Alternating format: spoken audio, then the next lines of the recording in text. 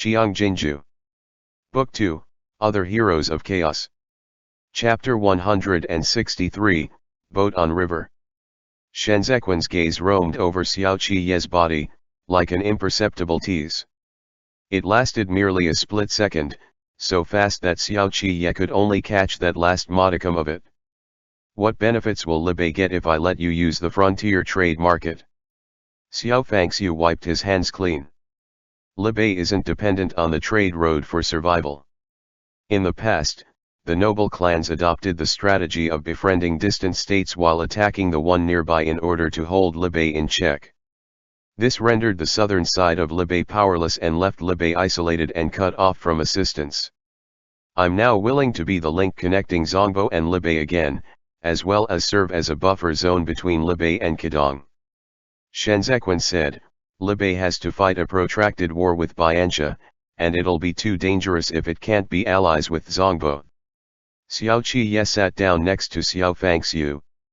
After Chen Yang presented him with a new pair of chopsticks, he picked up a piece of lamb meat from the plate to eat.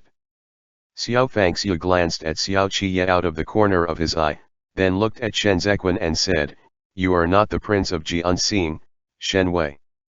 Your words still don't carry enough weight to represent the 6 prefectures of Zongbo.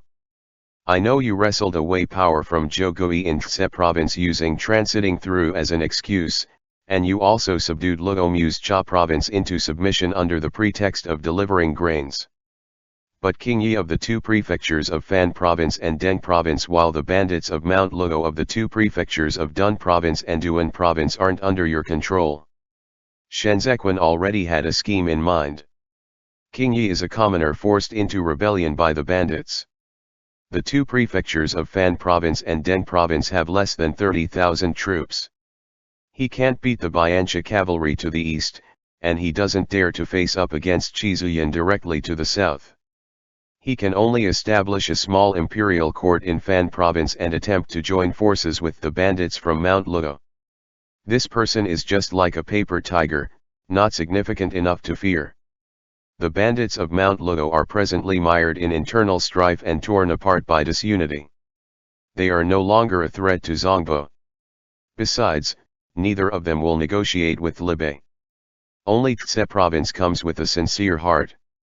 Given that the trade route between Huai province, Tse province, and Cha province has already taken shape, Tse province is able to bypass Chu capital to conduct monetary transactions with Juexi. If Libe so needs, Tse province can supply the northeast supply route. Ah, filthy rich. Xiao Fangxiu and Zhou Kai thought at the same time. To supply the northeast supply route was to supply Libe with military provisions. Shen Zequan's greatest assets in Juexi lay in the Shi clan's stores. He had long decided to continue using the northeast supply route when he left Chu capital. The military provisions case brought the scalping of grains in Juexi to light, but it also allowed Shen Zequan to lock onto a loophole. Shi Hongxian was held back by the Hua clan of Dis City to the north when he had to go through the He province waterways while dealing in grains in the past. But now that Shen Zequan had Huai province, he would be able to purchase grains from Juexi. But at the same time, Shen Zequan changed the subject. I hope the newly established garrison troops of the 6 prefectures can receive guidance from the Libe armored cavalry and buy battle steeds from Hanjian mountains in the future. This time, it was not only Xiao Fangxiu who turned his gaze to him, even Xiao Qiye did so. You want to establish a cavalry, too? Xiao Fangxiu's interest was piqued. In Zongbo, along the Hashi River. Shen Zequan drank the hot milk to warm himself a little. Duan province needs a cavalry. Zongbo had no grasslands, so the garrisons of the 6 prefectures of Zongbo were mainly infantries. However, Zongbo's terrains did not enjoy the same natural geographical advantage as Qidong, which had the 2 checkpoints of Tianfei Watchtower and Suotian Pass for protection. The terrain along Hashi River was a vast, open expanse, and the line of defense that Duan province set up there could not withstand the repeated assaults of the Bianxia cavalry. Zongbo had long needed to rebuild the Hashi military defense. My elder brother's name was Ji Mu. He was a squad commander in the Duan province garrison troops when the troops of Zongbo suffered a defeat. Shen Zequan paused for a moment. He was familiar with the area along the Hashi River. Like Libei, it's a wide expanse of flatlands. The defense camps established at that time did not have the beacon towers of the Bianjun commandery that stretched for tens of thousands of li, nor did they have the falcon reconnaissance of Libei. When they were breached one after another by the Biancha cavalry, there was no time at all for them to pass on military intelligence. This was one of the reasons for the fall of Duan province. The public roads relay horses could not outrun the Biancha cavalry, and they were all slaughtered en route to their destinations. With military information delayed in transit, the various cities in the rear could not receive any updates. What greeted them when the city's gates were broken down were the Biancha cavalry's scimitars right in their faces, and this was followed right after by the massacre of the cities. Jimu had died with a grievance. All the 40,000 garrison soldiers in the Hashi sinkhole died unjust deaths. They had the determination to die protecting their homes and country, but they never got the opportunity. Heavy snow blanketed the Hashi sinkhole, and from then on, the men of Zongbo became the stray dogs of Great Zhou. Duan province needs a light cavalry, Shen Zequan said firmly. After the defeat of the troops, the area along Hashi River fell into the hands of the Biancha people, and whatever few were left of the Duan province's defense camps all fell into disuse. To rebuild them, Duan province needs an army of light cavalry. Xiao Fangxiu stroked his chin. There are plenty of options if you only want a route to pass on military information efficiently. Re-establish a dense cluster of relay stations along Hashi River and repair the bridle paths as soon as possible, and you can be as swift as you want. But if you want an army of light cavalry that can rival the Biancha cavalry, then Libei can't help you. Zoqian nodded and said to Shen Zequan, the Biancha cavalry's strength lies not only in their speed but also in how far more adept they are on horseback than any of Great Zhou's soldiers. This is something that not even the Libei armored cavalry can compare to. Furthermore, a Duan province that relinquishes its defenses is akin to an infant in swaddling clothes. Through his peripheral vision, Xiao Fangxiu watched Xiao Qiye stealthily push that plate of meat with his fingers towards Shen Zequan. He shifted his foot and stomped on his son's foot under the table. Xiao Qiye sucked in a breath and said, I think it's feasible. The hell you know? Xiao Fangxiu reproved. Xiao Qiye turned his thumb ring around twice. I actually do know something. He looked towards Shen Zequan again and felt a very subtle itch when their gazes met. Xiao Qiye knew exactly what Shen Zequan was thinking. Why must this light cavalry compare to the Biancha cavalry? Even if we remove the heavy armors of the Libei armored cavalry, we will not achieve the same results as the Biancha cavalry. Xiao Qiye felt a little indolent after eating his fill. Lan Zhou still has some Jin Yue under his command, and using them for just information gathering, data tracking, and record taking is too much of a waste. But, as long as you pair the Jin Yue with the best horses, they'll have a chance to break through Biancha's defenses along Hashi River.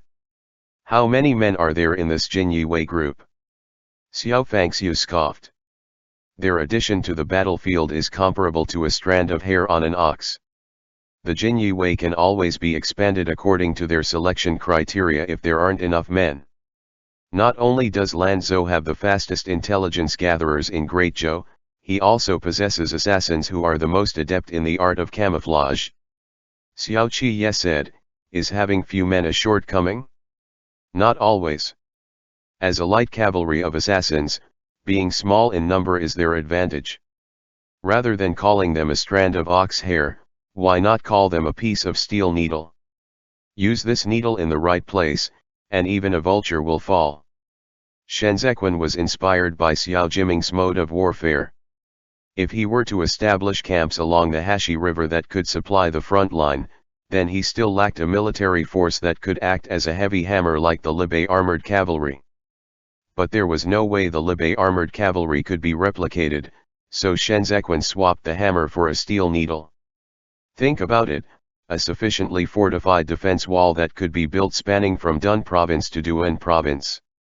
If Shenzhequan had the infantry shifted behind this wall and transformed them into bowmen equipped with additional defensive weapons, then had a troop of light cavalry strategically placed along the Hashi River, he would possess a bird's-eye panoramic view of everything within and beyond the wall. This cavalry, or perhaps it would be more appropriate to call them the assassination squad evolved from the Jinyi Wei, would be able to go under disguise. They would remain Shenzhequan's eyes and ears on the ground. Silent and omnipresent.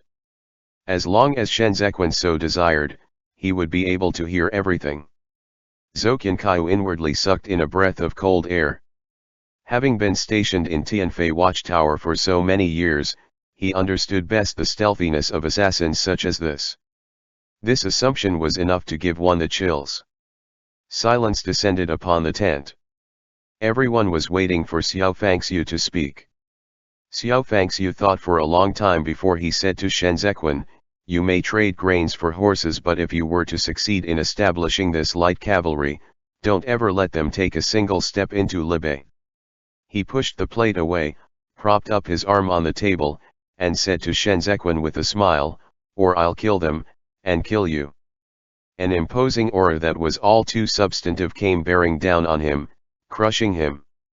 Before Xiao Qiye could get to open his mouth, Shenzhequan pressed down on his arm. He stood his own against the weight of the alpha wolf's gaze on him and, in that long, endless moment, slowly replied, "Deal." Xiao Fangxiu bent his finger and flicked it at the rim of the bowl, retracting his imposing aura just as freely as he had released it. Asterisk asterisk asterisk. When everyone had dispersed, Xiao Fangxiu sat by the fire and rotated the dagger to heat it. "It's still not too late," Zhou Qianqiu sat down, "for regrets." Light from the flame cast upon the side of Xiao Fangxiu's face as he said, "This lad is too dangerous. You do know who his teacher is, don't you?" Zhou Qianqiu soothed him. "Moreover, he's Ji Gang's disciple. He's really not bad at heart. Don't try that to distract me. Even brothers born of the same parents differ from each other. Qi Huilian is not one to keep to his own devices either." Xiao Fangxiu caressed the blade with his thumb. "Cracks abound everywhere in the world. Men like this can't fight battles, yet they can come out on top to stand upon a mountain of corpses amidst a sea of blood." After a long period of silence, Zhou Qianqiu asked, "Then why are you still willing to agree to it?" Xiao Fangxiu looked at that sliding glint of the blade as light from the flame bathed it in red. He examined his own reflection on the blade under the small crackling of the bonfire. "Eventually," he said, "because my son has himself made into a lock to restrain him." Asterisk asterisk asterisk. Shenzhequan undid the clasps on his coat as he faced the candle flame, looking a little weary. He had not had this kind of feeling for a very long time, the sense of setback from being exposed for his bluff. Shenzhequan had never told anyone about the Duan province's light cavalry, not even Qi Huilian and Xiao Qiye. Many of what he did in the past had their roots in impure motives. As long as he got his hands on it, he would fully exploit it. He called all of those hypocrisies, and they were even more atrocious before Xiao Qiye had come into the picture. That was why he could not and dared not tell anyone. Shenzhequan loosened his collar, as if he would be able to breathe by doing so. The sounds of footsteps rang out outside the military tent. Xiao Qiye spoke to the guards, and Shenzhequan stopped what he was doing when he heard his voice. Just then, Xiao Qiye lifted the flap and entered. "Ah yeah." Shenzhequan did not turn around and merely inclined his head slightly to the side as he called out to him. Xiao Qiye pressed his chest against him from behind.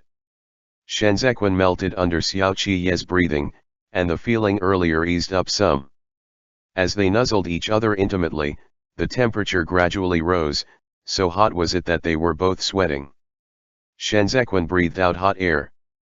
It was as if Xiao Qiye's kiss had scalded him. He put on an expression similar to pain, but the corners of his eyes brimmed with pleasure as he indulged and lost himself within. He was very fond of Xiao Qiye's kisses. Xiao Qiye took hold of both of Shen Zequin's hands and brought them behind the latter as though he was binding him up. He extinguished the candle, and amidst the remaining wisps of white smoke, edged along the nape of that neck where he buried his own despondency. Lanzhou, Xiao Qiye savored the word in his mouth. All of a sudden, the table was swept clean. Shen Zequin wanted to reach for the edge of the table, but his hands were bound and grasped so tightly by Xiao Qiye. Shen Zequin tilted his head up until he could see the side of Xiao Qiye's face. "Kiss me." Shen Zequin mouthed silently. But Xiao Qiye did not. He remained where he was, keeping a small distance between them and did not move again. End chapter. Qiang Jin Jiu. Book 2, Other Heroes of Chaos. Chapter 164, Sunrise. There was clearly only a little distance between them. Xiao Qiye watched Shen Zequin attentively, his gaze sliding from his brow to his lips as he said in a hoarse voice, "Oh, how I love you so." Shen Zequin felt a shiver rise through him, that was a tremble of defeat. He was like the captured knight in the dim light, a pervading darkness that would still entwine Xiao Qiye. The grip on him was too tight, so much so that all that lay in his eyes was fully bared to Xiao Qiye. Xiao Qiye inched closer in a confrontation that was almost a kiss. He murmured, maliciously and wickedly, "I love you so much." Shen Zequin felt like he was about to be driven astray by Xiao Qiye's words. This line would kill him over and over again. He could not keep up even an ounce of pretense, and what remained of the man called Shen Zequin lay fully exposed before Xiao Qiye. This was a side of him that Shen Zequin himself could not bring himself to face. All that had to do with hypocrisy, deceit, and hostility was swept up into the tidal waves of desire. Shen Zequin was panting. The word love signified holding nothing back. Xiao Qiye made Shen Zequin's eyes wet. That feeling of being filled surged through Shen Zequin's body while he was pressed against the edge of the table, causing him to cry out softly as he clung onto Xiao Qiye's warmth without reservations. Xiao Qiye restrained both of Shen Zequin's wrists. Leading up from the curve of his waist was a crescent moon. He seized on the opportunity his height afforded him to press against this lustrous smoothness, thrusting in and out with overwhelming force. It was as though he wanted to nail the words "I love you so much" into Shen Zequin's body, and then brand it deep into his bones and blood. The jade earring was polished until it gleamed with a watery shine. There were still the sounds of the patrol squad on their rounds outside the military tent, of someone chatting a short distance away, and of the soughing of the wind as it roamed. But all of that belonged to another universe, none of them belonged to Shen Zequin. He could only hear the table being bumped out of place, the climax of their union, and Xiao Qiye's heartbeat. Every single thrust spelled "I love you so much." This was too much to bear for Shen Zequin. He was about to come undone, be it his voice or another part of him. He trembled, unable to stand firm on his feet, and as his cries unraveled, he extended a finger on his restrained hands to hook it on the hem of Xiao Qiye's clothes. This one hook melted Xiao Qiye's heart into a puddle of mush. Xiao Qiye kissed Shen Zequin on his nape, as though he was holding him in his mouth. He was clearly so fierce, and yet he was also this tender. Shen Zequin leaned back against Xiao Qiye, intimately joined in unison from the cavity of their chests to every single part of them. A beautiful line extended from the small of his back, accentuating it. Xiao Qiye undid the restraints, but Shen Zequin gave up reaching for the edge of the table. Nothing in this world could be relied on, nothing except Xiao Qiye. Xiao Qiye murmured something into Shen Zequin's ear. It was as if he was egging him on, and at the same time, showering him with praises. Shen Zequin was the jade. Xiao Qiye kissed him. Water droplets fell from the corners of Shen Zequin's eyes. He closed his eyes that was damp with tears, and with all the self-restraint he could muster, he called out in a soft, trembling voice, "Ah yeah." Xiao Qiye buried his face in the side of Shen Zequin's neck. He was intoxicated, taunted all day by this evil man who called his name as he pleased, his every word an invitation. He dawdled, as if he had woken up from a nap, and naturally responded, Ian. Shenzhequan turned his head to face Xiao Qi, their breaths intertwining. In a show of near innocence, he called out, like a toddler learning to speak, "Oh, how I love you so." Xiao Qi lost his hold on Shenzhequan's waist. His mouth was parched as he pulled out with difficulty. He quickly picked his Lanzhou off the ground and took a few steps to the edge of the couch, where he turned him over. Xiao Qi pulled up Shenzhequan's hands and kissed him deeply. They had to do it face to face so that they could take in all the worst and the best of each other's expressions into their eyes. Xiao Qi pushed aside Shenzhequan's damp hair. Even their imperfections were congruent with one another. All that was abominable, eccentric, and even ruthless in them could leave no chasm between them.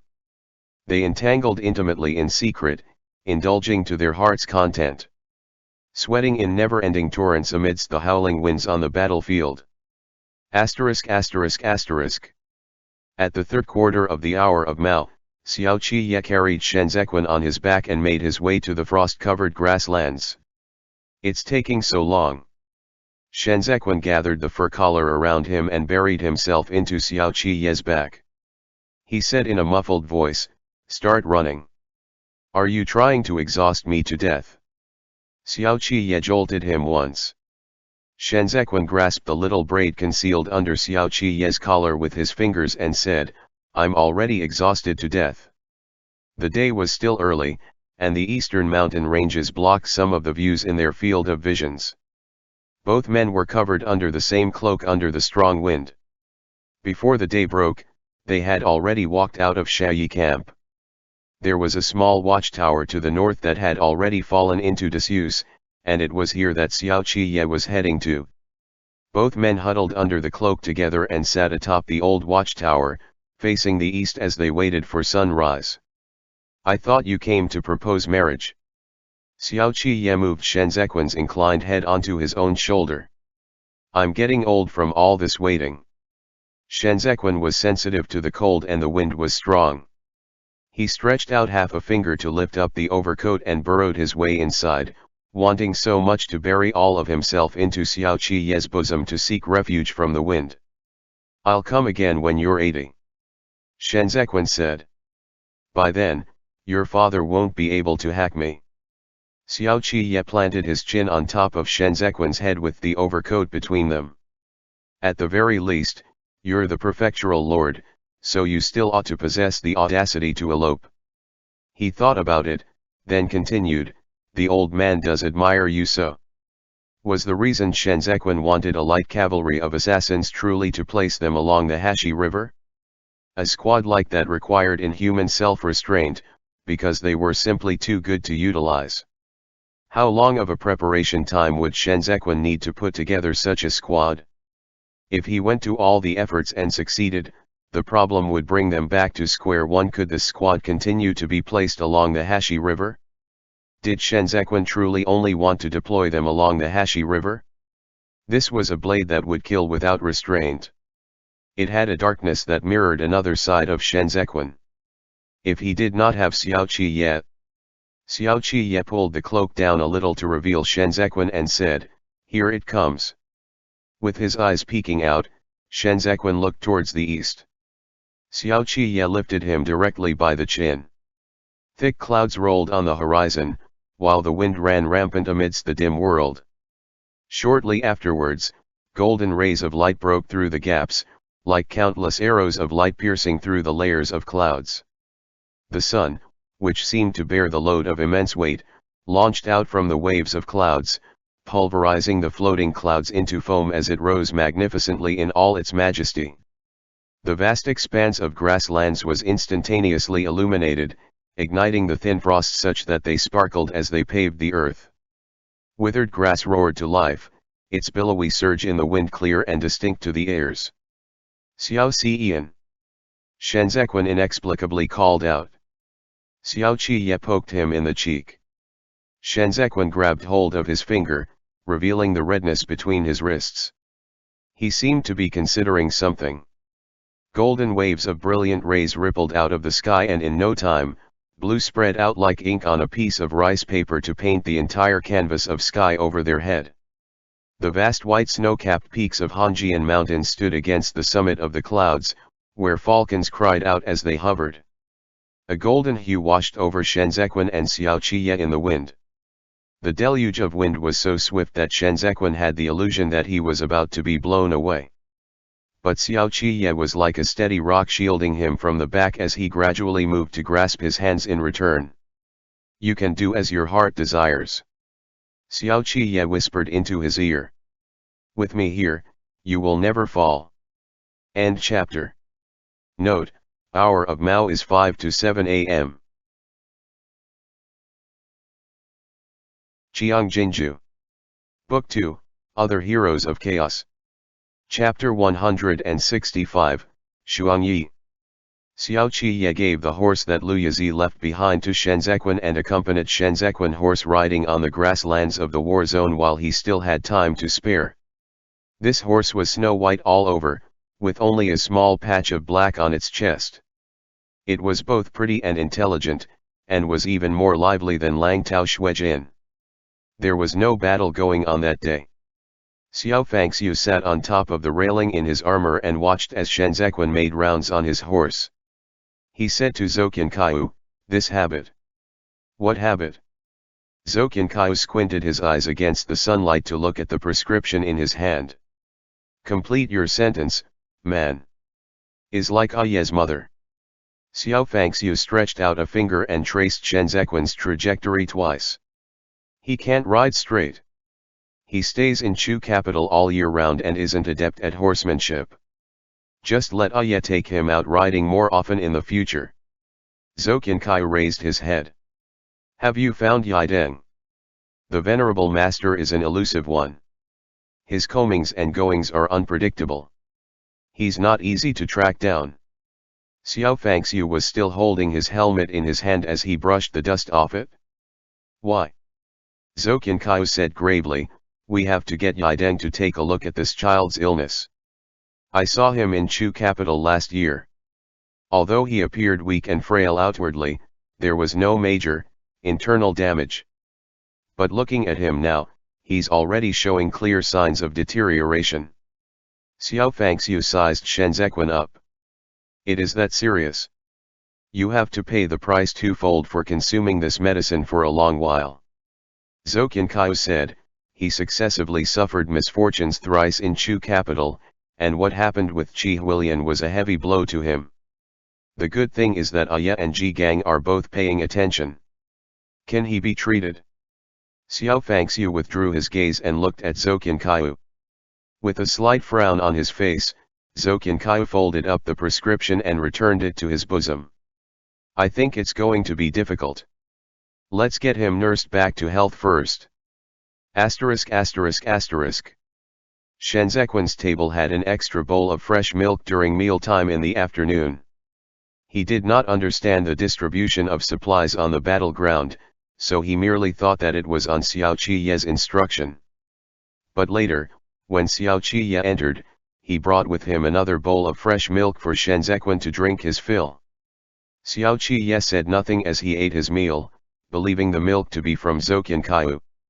Just as he was about to go thank his Shifu, he bumped into Chen Yang, who had come to collect the bowl. "Is it Shifu's?" Xiaoqiye nimbly put on his outer robe. "I'll send it back to him." Chen Yang set the bowl in the tray and said in a hushed tone, "It's our lordship's." Xiaoqiye's movements slowed. His lordship instructed Wu Ziu in the morning to give his own portion to the young master. He even got the Bianbo camp to send milk-producing cows and sheep to Tse province. Chen Yang picked up the tray. "Then he made a special point of telling us not to make it public or tell master about it." "This old man." Xiaoqiye nodded, "Give mine to my father tomorrow morning to make up for it." After a moment's hesitation, he called out to Chen Yang just before the latter was about to leave the tent and said, "Forget it. I understand." Shenzhequan could not stay for long in the war zone.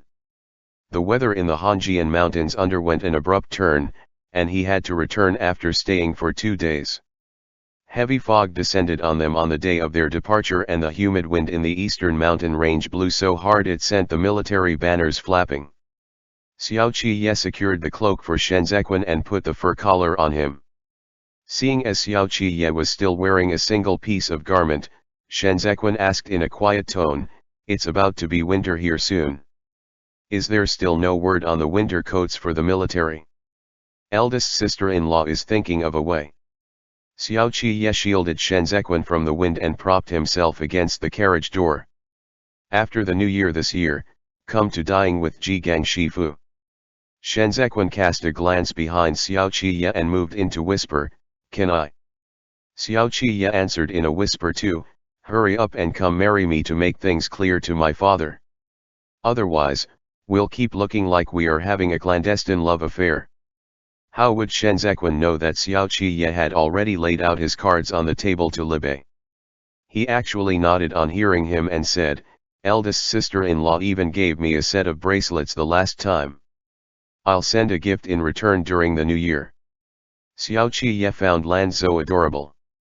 He laughed and stroked Shen Zequan's cheek again. "The armored cavalry will follow along on your way back. Write me a letter when you reach Xe province.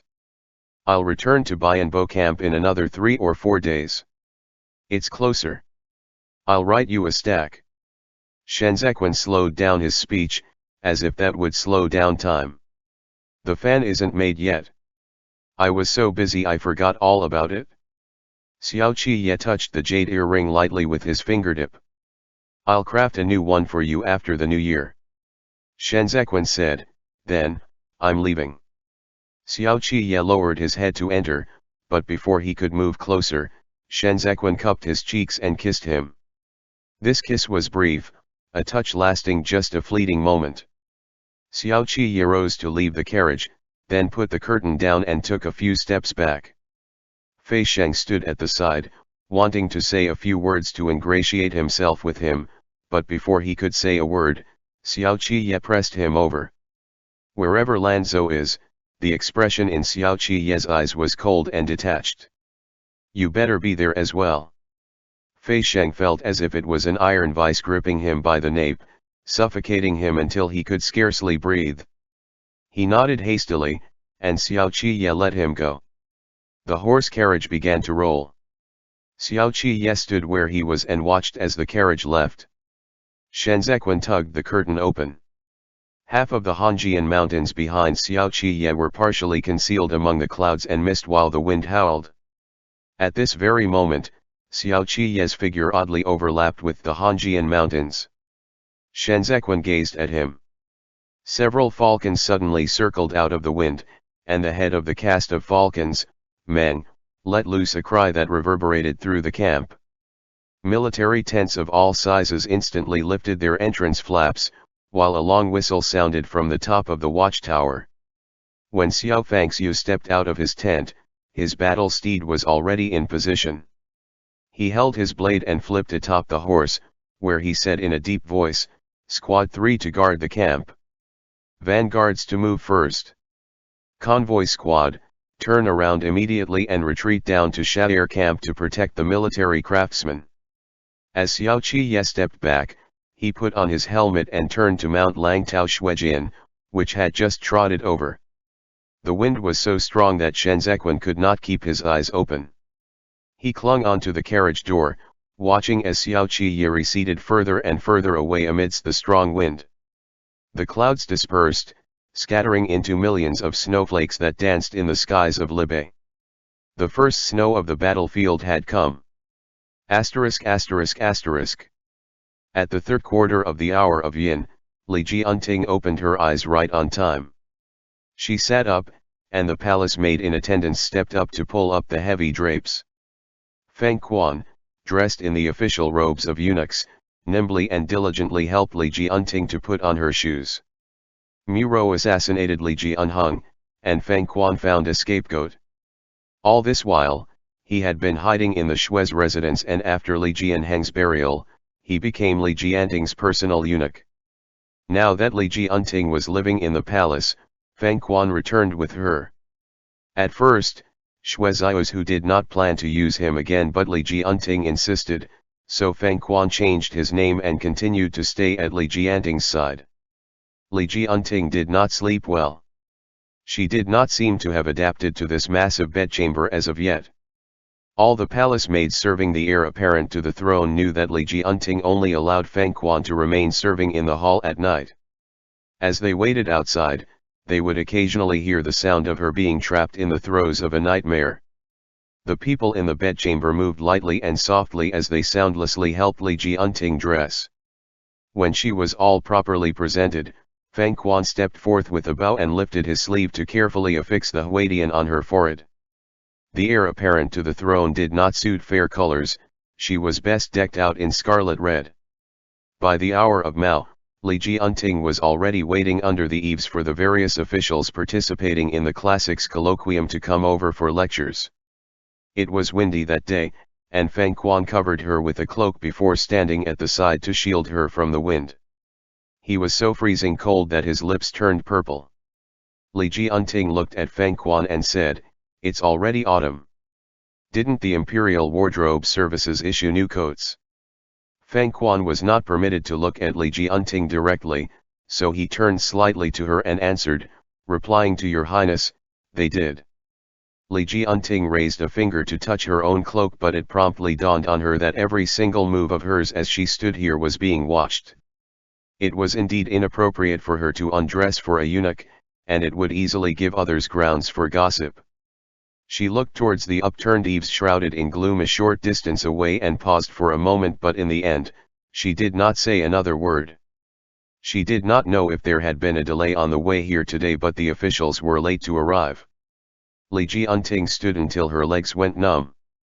She looked at Feng Quan again, and this time, she saw Feng Quan's ear in the dimness. Feng Quan thought Li Jianting was cold, so he said, "This slave shall send someone over to take a look. You have an ear piercing." Li Jianting gazed fixedly at Feng Quan's ear. Feng Quan looked abruptly at Li Jianting as he subconsciously thought of hiding his ear. But very quickly, he lowered his eyes and nodded quietly as he cautiously slowed down his breathing. He found this tiny hole in his ear a nightmare, one that made him gag indistinctly and amplified his panic under Li Jianting's silence. After a long while, Li Jianting saw a eunuch leading the officials over towards the eaves. She nodded her head respectfully and waited for them. As she lowered her head, she said softly, "It looks really nice." At the same time the officials lifted the curtain, Feng Quan threw a swift glance at Li Jianting. But Li Jianting was no longer looking at him. It was as if she had not spoken at all as she bent over and followed the gentleman in. The fists that Feng Quan had hidden under his sleeves broke out in sweat.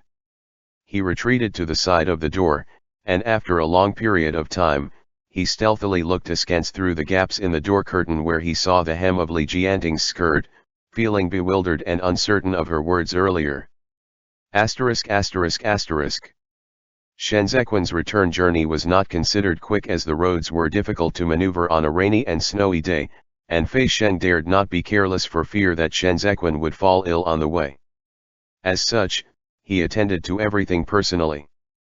Even with the Libei armored cavalry's accompaniment, the inner sides of the horse carriage continued to be guarded by the Jin Yue. The daily brewing of medicine was also supervised by Fei Sheng himself. The horse carriage came to a stop after passing the Bianbo camp. The bridle paths had been damaged by mudslides, and repairs would delay the journey by a day. Consequently, the troops opted to spend the night in the open. Shenzequan stepped off the horse carriage and brought Ding Tao along to walk the horse further ahead. "Has young master given this horse a name yet?" Walking backwards, Ding Tao pillowed his arms at the back of his head and asked. "Feng Ta Shuang Yi." Leading the horse along, Shenzequan stroked its mane. Ding Tao clenched his fist in understanding. "What a great name, it goes perfectly together with master's Lang Tao Shuijin." Shenzequan looked towards the south, and Ding Tao turned to do the same. He said, "Riding in that direction for 8 or 9 days will bring you to Dun province." "So close, Shenzhen had not expected that. I don't see any of Libei's relay stations in the vicinity. They used to exist but were deserted afterwards, Ding Tao said. Now everyone has headed northeast to fight with the Biancha people. Shenzhen let out a breath of hot air, turned his gaze away, and continued strolling for a while more with Ding Tao. At night, Fei Sheng led his men on overnight duty. He sat alongside the Libei armored cavalry and warmed himself by the campfire. He shrank his neck back and said, "Libei is seriously cold. It isn't even winter yet and there is already snow on the battlefields. It's indeed not easy on my fellow brothers. Here, have some meat." The accompanying Libei armored cavalry was a brigade commander of the Mobile Corps. He did not stand on ceremony with Fei Sheng and sat around the fire with the rest of them as he gorged on meat. The snow in Libei always comes early. In previous years, we would be going home around this time, leaving only a few battalions to guard the frontier. I don't think this war will stop. Fei Sheng accepted the offer on horseback and took a few mouthfuls. The resulting burn made him cheer with appreciative satisfaction. If it wasn't for all of you holding the fort here, all the prefectures down south would have to suffer. It can't be helped. The brigade commander ate until he was all ruddy in the face. We are the Libei armored cavalry. Fei Sheng got emotional in an instant. Everyone says that the Libei armored cavalry is the bastion of iron of the north.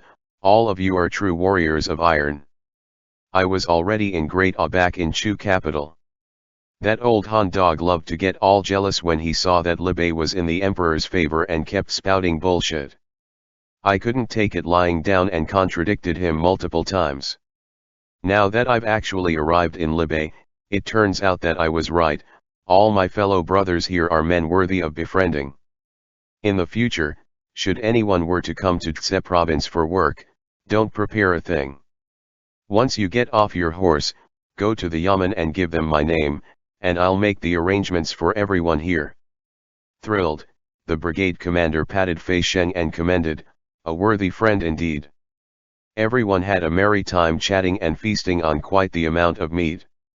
The fire was not extinguished at night to prevent wolves from being lured in by the aroma. The Libei armored cavalry had a night patrol squad which made a few rounds in the vicinity. When they returned, they leaned over and said a few words in the brigade commander's ear. The brigade commander wiped his mouth and curbed his expression. "Put on your armors." Fei Sheng immediately stood up after him. The Jin Yue in the back were instantly wide awake, too.